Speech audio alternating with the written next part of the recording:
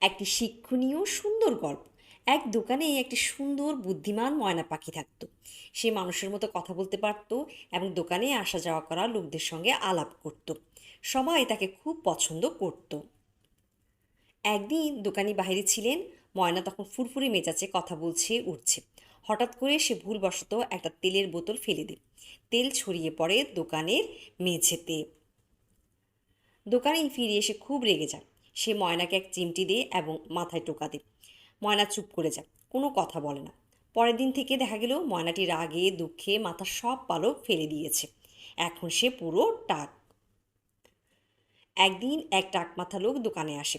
ময়নাটি তাকে দেখে অবাক হয়ে বলল, তুমিও কি তেল ফেলে দিয়েছিলে? ময়নার এই কথায় সবাই হেসে ওঠে। এই গল্পটি বাহির থেকে রসিকতা ও হালকা চমক মনে হলেও ভেতরে রয়েছে গভীর আধ্যাত্মিকতা ও মনস্তাত্ত্বিক শিক্ষা।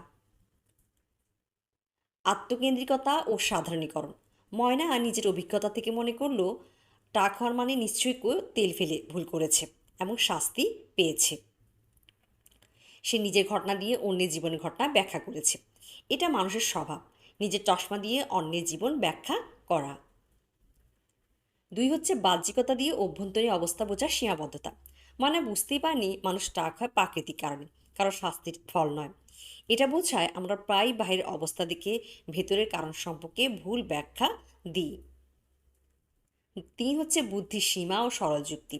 রুমির গল্পটি যেন বলছে মানুষ কত সহজে ভুলে যায় যে জগৎ এত সরল নয়, সব টাকলারা শাস্তিপ্রাপ্ত নয়, আর সব কষ্টের ব্যাখ্যাই এক নয়। গল্পটি ভালো লাগলে একটা লাইক দিবেন, শেয়ার করবেন, আর এমন শিক্ষণীয় সুন্দর গল্পগুলো শুনতে চ্যানেলটি সাবস্ক্রাইব করে পাশে থাকবেন।